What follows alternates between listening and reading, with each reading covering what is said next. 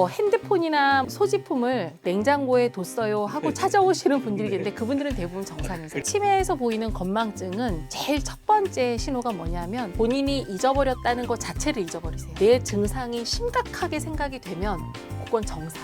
일단에서 오히려. 네. 그리고 내가 기억력이 없는 것 자체를 심각하게 여기지 않고 가족이 더 심각하게 여기면 그게 치매일 가능성이 있습니다. 여러분 안녕하십니까, 김재훈TV입니다. 여러분의 건강한 삶을 도와드리고 있습니다. 100세 시대입니다. 그 어느 질환보다 두려운 질환, 바로 치매입니다. 인지증, 글쎄요, 우리는 어떻게 예방할 수 있을까요? 오늘 이런 이야기 나눠보겠습니다. 한양대학교 의과대학 신경과의 김희진 교수와 함께합니다. 어서 오십시오. 네, 안녕하세요. 김진입니다. 사실 누구는 치매는 예방할 수 없다고 말하고 네. 누구는 무슨 소리야, 노력만 하면 예방할 수 있어, 이렇게 말합니다. 어떤 게 맞을까요? 아니, 이게 맞다 틀리다가 성립되는 문장인가요? 사실은 100% 예방이라는 건 조금 어려울 것 같아요. 왜냐하면 어떤 질환도 그렇죠. 그렇죠. 따지고 왜냐하면 보면. 우리가 시간이라는 절대 인자가 있기 때문에 네. 노화라는 걸 100% 막을 수는 없지 않습니까? 음. 그런데 우리가 치매를 예방한다는 의미를 어떻게 생각을 하냐면 네. 달리는 차에 우리가 안전벨트를 매서 아. 우리가 사고를 예방할 수 있다. 그러면 우리가 차 사고는 예방할 수 있는 그렇죠. 것처럼 네네. 우리의 뇌의 안전벨트가 뭐냐 하면 식단 조절, 그다음에 배움, 그리고 뭐 혈관 인자, 고혈압, 고혈당, 그다음에 고지혈증 이런 거 관리하는 거, 그다음에 운동하는 거 이런 것들이 뇌의 차 사고 즉 치매를 예방할 수 있다. 그래서 보통은 우리 란셋이라는 그러한 네. 2024년의 치매 예방 보고를 보면요. 네.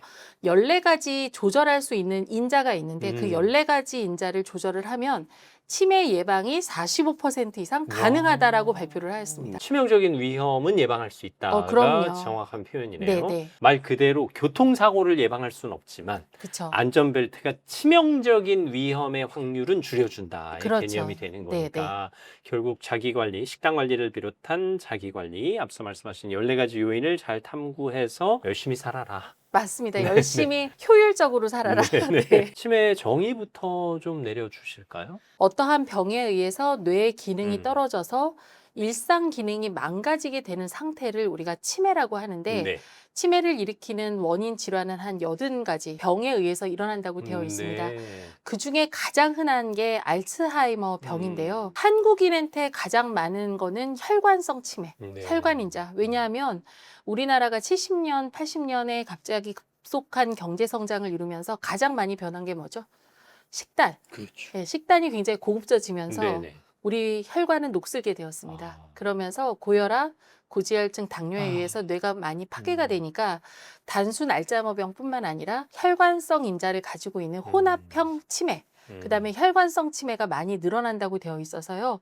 사실은 2026년 추정 치매 환자가 100만을 넘을 예정입니다. 아. 100만 명. 그러면 정상 노화는 시간에 따라 이렇게 진행을 합니다. 네. 그러면 이제 관리 여부에 따라 노화에서 누구는 관절 질환으로 가기도 하고 누구는 혈관 질환으로 가기도 하고 네네. 이 혈관 질환이 치매로 빠지지 않게 하기 위한 방법들은 존재하겠죠. 그런 건 다 존재를 하죠. 네. 근데 사실은 우리 신체가 뇌만 딱 떨어져 놓고 볼 수가 없는 것처럼 관절 질환, 면역 질환, 비만, 당뇨 이런 것들도 사실은 엄밀하게 따지면 혈관과 염증 질환이거든요. 그렇군요. 혈관이 머리부터 발끝까지 손끝까지 안 가는 데가 없으니까 네. 우리 몸에 있는 음. 고속도로를 얼마나 잘 깨끗하게 청소하느냐가 굉장히 관건이고요. 그래서 단일 질환, 예를 들어서 노화는 있지만 관절만 안 좋은 사람, 그 노화가 있지만 혈관만 안 좋은 사람 그렇게 찾아보긴 어렵습니다.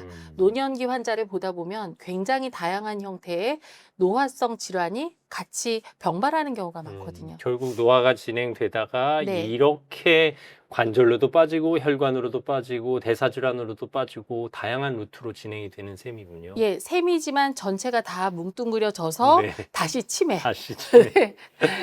이야, 쉽지 않습니다.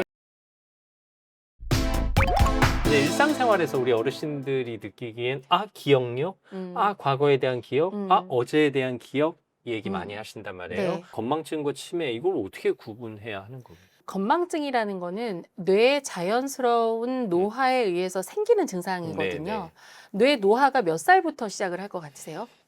일찍 시작하기 때문에 이런 질문을 하시는 거겠죠? 네. 사실은 우리 뇌 노화는 35살부터 시작해요. 그래요? 네. 엄밀하게 따지면 생각하는 속도는 20살부터. 심지어. 네. 그래서 수능을 30 넘어서 볼 수 없는 이유가 거기에 있는데 네. 뇌의 구조적인 측면에서는 35살부터 기억을 담당하는 해마라는 부피가 0.5%씩 해마다 줄어들게 되고 네. 만 50세가 되면 뇌 전체 부피가 줄어듭니다. 그러니까 사실은 건망증은 우리 얼굴의 주름처럼 언제든지 있을 수 있는 하나의 신호라고 생각을 하시면 돼요. 네. 그런데 이게 치매에서 보이는 건망증하고 일반 노화에 의한 건망증하고 조금 차이가 나는데요. 치매에서 보이는 건망증은 제일 첫 번째 신호가 뭐냐면 본인이 잊어버렸다는 것 자체를 잊어버리세요. 이를테면 요즘 드라마 보다가 저 배우 어디서 나왔는데 이거는 괜찮은 거네요. 괜찮은 거죠. 왜냐하면 본 어디서 듯한 나왔는데 이름이 막 혀끝에 네네. 맴돈다. 어느 드라마였지? 네. 저는 아내와 그런 대화를 가끔 하거든요. 네, 근데 좀 시간 지나면 그분의 아마 이름이 떠오르실 거예요. 그럼 그거는 정상 노화일 수 있습니다. 근데 이를테면 아내가 저 배우 지난 드라마에서 봤잖아 했는데 무슨 소리야? 난 처음 보는데. 맞습니다. 이러면 예, 그게 가장 큰 병적 노화와 정상 노화의 감별점이고요. 두 번째로는 힌트를 저희가 주면 떠올릴 수 있어야 됩니다. 네네네. 왜냐하면 치매라는 것은 어떠한 정보, 요 볼펜에 대한 정보를 삼고 있는 그 세포가 사라져버리는 게 치매의 초기 신호인데 원래 건망증은 이 세포는 그대로 있는데 이걸 끄집어내는 능력이 떨어지는 거거든요. 그러니까 힌트를 주면 당연히 건망증에서는 잘 떠올릴 수 있는데 치매일 때는 요거를 이렇게 끄집어 아예 이 세포가 사라져 버리니까 그래서 그게 이제 가장 큰 감별점. 엄마 작년에 그 스테이크 먹었던 식당 기억하지? 무슨 소리야? 너랑 나랑 언제 언제 스테이크를 시험, 먹어? 맞아요. 왜 작년에 막내가 미국에서 왔을 때 네. 우리 사줬잖아. 그 집 하면 괜찮은 거네요. 괜찮은 건데 아예 기억을 떠올리시지 못하면 그건 치매고 마지막 감별점 요게 굉장히 중요한데요. 내 증상이 심각하게 생각이 되면 그건 정상. 일단에서 오히려. 네. 그리고 예를 들어서 내가 기억력이 없는 것 자체를 심각하게 여기지 않고 가족이 더 심각하게 여기면 그게 치매일 가능성이 있습니다. 뭐 핸드폰이나 소지품을 냉장고에 뒀어요 하고 찾아오시는 분들이 있는데 그분들은 대부분 정상이세요. 그래도 괜찮은 거예요. 네. 이 기억력의 비밀이라는 책을 내셨어요. 네, 한 네. 2년 된 책인데 네. 이게 느리게 나이가 든다라는 개념을 어떻게 정립하신 거예요? 그러니까 한마디로 우리가 매일매일 조금씩 늙을 것 같잖아요. 그런 거 아니에요? 그렇지 않습니다. 그래요? 사실은 세포와 DNA 수준에서 완전히 새로운 건 7년마다 한 번씩이에요. 그러니까 7년 전에 나와 지금의 나는 완전히 다른 사람이에요. 이게 계단식 노화의 개념인 그러니까요. 거네요. 그렇죠. 그래서 계속 우리는 세포 가리를 하고 있는데 우리가 가장 크리티컬하게 생체 곡선이 꺾이는 때가 있습니다. 네네. 그게 35살. 그 다음에 50살. 갱년기, 소위 말하는 갱년기. 그게 네네. 남자 여자 마찬가지고 그다음에 가장 큰 중병이 오게 되는 게 65에서 69세. 제가 그래서 그때는 제가 강의를 다니면서도 말씀을 드리는 게 만 65세에서 69세까지 돈 아끼지 마시고 머리부터 발끝까지 다 스캐닝을 하시라 이렇게 말씀을 드립니다. 아니 친구들끼리 그런 얘기 가끔 하거든요. 네. 야 그래도 우리 50 넘겼으면 한갑은 넘기는 거야. 무슨 말씀이세요? 반도 못 아니 살았는데. 뭐 이를테면 네. 50 넘었으면 그때까지는 건강하게 살 거야. 네. 근데 60대 후반을 지키면 또 80대까지는 가지 않겠어? 뭐 이런 얘기들이 언뜻 맞아요. 맞아 떨어지는 맞아요. 얘기네요. 그게 그러니까 우리나라 선조들이 너무 대단하신 게 9수를 넘겨라 이런 얘기를 하시잖아요. 그런 개념 있죠. 그게 세포 수준에서도 다 검증이 되는 거예요. 노화 곡선에서도. 네. 근데 이게 신체 노화 곡선보다 뇌 노화 곡선이 훨씬 빨리 가니까 우리가 보이지 않는 뇌 건강을 지켜야 된다라는 의미에서 이 책을 쓰게 되었던 것입니다. 지금 이 영상 보시는 분들 지금 50대 초반이 긴장하셨고 60대 후반이 긴장하실 네. 거란 말이에요. 그럼 이 시기에는 뭘 어떻게 해야 하지? 하고 궁금해하실 것 같은데. 그러니까 사실 저희가 건강에 관심을 갖게 되는 게 신체적으로 확 꺾이는 갱년기 무렵이에요. 왜냐하면 내가 느끼잖아요. 네네. 하지만 일찍 뇌노화는 시작이 되니까 20, 30대부터 관리하면 제일 좋습니다. 그런데 우리는 그때는 사느라고 돌아보지 맞아요. 못하고 네네. 그다음에 즐거워서 돌아보지 못하는 나의 건강을 사실은 한시라도 더 빨랐으면 좋고 그다음에 50대부터 65세까지는 사실은 중년기 건강이 굉장히 중요해요. 그러니까 예전에 나의 건강 상태만 보지 마시고 내 주변을 돌아보면서 하나 체크해 가시면서 나의 뭐 뇌 건강 달력 같은 걸 만드셔서 실천하셔도 좋습니다. 우리 흔히 한번 네. 아파야 건강에 신경을 맞아요. 쓰잖아요. 네. 제 친구 중에 49에 큰 병 한 번 앓았던 친구가 지금 제일 건강해요. 네. 그 이후로 그만큼 꼼꼼히 챙긴다는 건데 네. 말씀하신 대로 자기 관리, 뭐 식단을 비롯한 건강에 대한 관심을 빨리 가지면 가질수록 그 나이대의 위험 요인에서 벗어날 수 있다. 이렇게 얘기해도 되나요? 예, 맞습니다. 그러니까 건강 검진을 자주 안 하세요. 아, 50대들은. 맞아요. 네. 근데 제가 꼭 말씀드리는 거는 2년마다 한 번씩 하는 우리 음. 국가 건강 검진을 꼭 받아라. 그래서 내 건강을 먼저 점검을 해서 객관적인 데이터를 갖고 계셔야 돼요. 그리고 또 하나는 내 생활 건강. 내가 제대로 지금 생활을 잘 하고 있는지를 한번 돌이켜 보셔야 됩니다. 40, 50대의 신경과 저희 뭐 뇌졸중이나 치매, 뇌전증 이런 걸로 오시는 분들하고 한 8, 90대 오시는 분들하고 삶의 궤적이 완전히 틀려요. 아, 그래요. 근데 사실은 제가 이 나이 때 저랑 만나면 되시겠어요? 라는 말씀을 드리거든요. 네. 근데 그분들의 과거를 돌이켜 보면 처음에 생활 습관부터 식습관, 그다음에 건강 관리 습관이 완전 차이가 나거든요. 그러니까 전 너무 안타까운 거예요. 이분들이 그 크리티컬한 포인트에 자기 자신을 돌아봐서 제대로 체크업을 하고 거기에 따라서 맞춤형으로 우리가 좀 조절을 했었다면 이렇게 신경과나 이런 곳에 입원을 하거나 계속 다니시지 않아도 될 텐데 이런 생각을 좀 가끔 합니다. 제가 얼마 전에 어떤 선생님하고 얘기를 했는데 그 선생님은 퇴직한 이후에 너무 힘들었기 때문에 자기 평생 놀 거라고 말씀하셨어요. 네네. 근데 지금 우리나라 평균 기대 수명이 2032년이 되면 남자는 89세 평균, 여자는 92세예요. 그렇게 그러면 올라요? 아직 반도 못 산 거예요, 사실. 그러네요. 그러니까 네. 60은 사실은 새로운 전환점이 돼야지, 네. 생애 전환점이 돼야지 네. 정리하는 해가 돼서는 안 됩니다. 자, 그러면 앞서 말씀하신 대로 란셋의 발표에 의하면 네. 14가지 요인을 잘 관리하고 네네. 지키면 치매 위험으로부터 45% 줄일 수 있다 말씀하셨단 말이에요. 네네. 일단 식단부터 얘기를 좀 네. 해보죠. 사실은 WHO에서 우리한테 권유하기로는 네. 지중해 식단, 그다음에 마인드 다이어트, 네네. 내쉬 다이어트 이 세 가지를 얘기를 했는데 네. 대체적으로 말씀을 드리자면 녹황색 채소를 하루에 뭐 5접시 정도 먹고 통곡물 위주로 좀 네. 식사하고 네.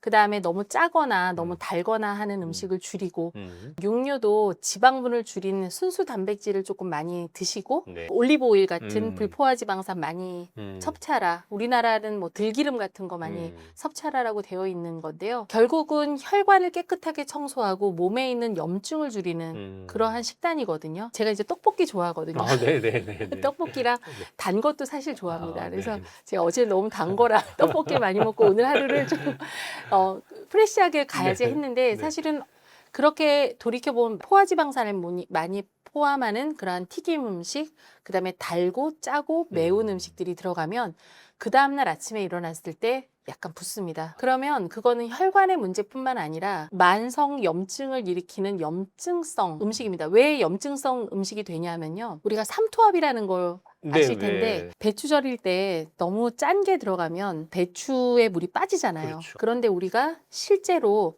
너무 짠 음식을 넣게 되면 이게 흡수되면서 혈관 안에는 굉장히 짠 음식들이 들어가게 되니까 세포에 있는 물이 밖으로 빠지면서 붓는 거예요. 그러면서 고여있는 물이 생기니까 이게 다시 염증을 일으킵니다. 그러면 염증이 단순하게 혈관 주변에만 있는 게 아니라 세포 알알이 염증이 생긴다고 생각을 하면 염증은 노화의 가장 큰 주범이거든요. 네. 그래서 그런 음식들이 결국은 혈관 건강, 그다음에 염증 부분을 가속화시키기 때문에 여러분들의 뇌 노화를 굉장히 악화시키는 음식이다. 그러니까 내 입에 너무 맛있는 음식은 일주일에 딱 하루나 이틀 정도로 정하고 그다음에 나머지는 건강하다고 알려져 있는 그러한 마인드 식단이나 지중해 식단 맞춰서 한국식 식단을 해주시면 제일 좋을 것 같아요. 아침도 삶은 달걀 2개, 채소 1접시, 견과류 몇 알, 네. 대리 몇 알, 뭐 네. 이 정도로 드시고 그렇죠. 점심도 뭐 통곡물 밥에다가 채소 1접시는 기본으로 하고 네. 생선 1토막이나 뭐 단백질 중심의 고기 좀 드시고 저녁은 요거보다 조금 소규모로 드시고 뭐 이런 식단이란 말씀이시네요. 네. 사실은 근데 저희가 녹화 전에도 네. 얘기한 것처럼 제가 사실은 어느 방송에 나가서 네. 하루에 먹는 양을 말씀드렸더니 이렇게 많이 드시냐고 그러더라고요. 네. 근데 그게 사람마다 BMR이라는 게 있어요. 베이직 메타볼릭 레이트라는 게 있어서 기본적으로 BMR이 높은 사람은 호흡하고 심장 뛰고 이럴 때 에너지를 많이 소모하는 분들은 많이 드셔도 돼요. 아. 그러니까 남들이 1000kcal만 먹는다고 해서 내가 꼭 1000kcal만 먹을 필요는 없습니다. 네네. 그러니까 자신한테 맞는 음식 스타일이 있으실 거예요. 저 음. 같은 경우는 아침은 어마어마하게 많이 먹고 네네. 점심을 조금 줄이고 저녁은 거의 잘 안 먹는 스타일로 아, 가고요. 그러시군요. 어떤 선생님은 일일 일식을 하는데 네. 아침, 점심을 안 드시고 딱 저녁만 음. 풍성하게 드시대요. 또 뇌노화에 좋은 식단 중에 하나가 16시간 금식, 8시간 섭식이 있습니다. 이른바 간헐적 단식. 네. 그게 왜냐하면 케톤체라는 게 16시간 단식하면 생기는데 케톤 바디가 생길수록 우리 뇌의 에너지 사이클 더 잘 돌린다라고 되어 있어서 실제로 난치성 뇌전증이라든지 네. 난치성 치매에 케톤 다이어트를 섭취하는 아. 약물로도 개발이 되어 있습니다. 그래요. 네. 저희가 녹화 전에 했던 얘기가 저도 식탐이 많아서 먹는 양이 많은데 주변에서는 다 소식해라 하니까 아, 요만큼 먹고 살 수는 없는데 어떡해요? 네. 했더니 이제 내가 먹을 수 있는 양에서 조금 적게 먹는 그쵸. 것이 소식이다. 네. 저도 그 이론에 동의합니다. 네. 사실 이제 저같이 키 큰 사람은 좀 불리한 거잖아요. 양으로 비교하면. 네. 근데 어쨌든 어떤 걸 먹느냐가 문제지. 예. 그 제 체력 소모를 생각하면 필요한 양은 먹어줘야 된다는 말씀이신 거죠? 본인의 체력과 체격에 따라서 아. 필요한 칼로리는 다 정해져 있고 그렇죠. 거기에 따른 절식의 종류도 달라질 것 같고요. 단 주의하셔야 될 게 제가 항상 말씀드려요. 쓰리백을 조심해서 하셔라고 말씀을 네. 드리는데 소금, 설탕, 어. 맛있는 지방 그 요거. 세 가지. 예. 그거는 이제 정해져 있어요. 나쁘다고. 네. 그러니까 그것만 좀 주의하셔서 음흠. 드시면 될 것 같습니다. 네. 네.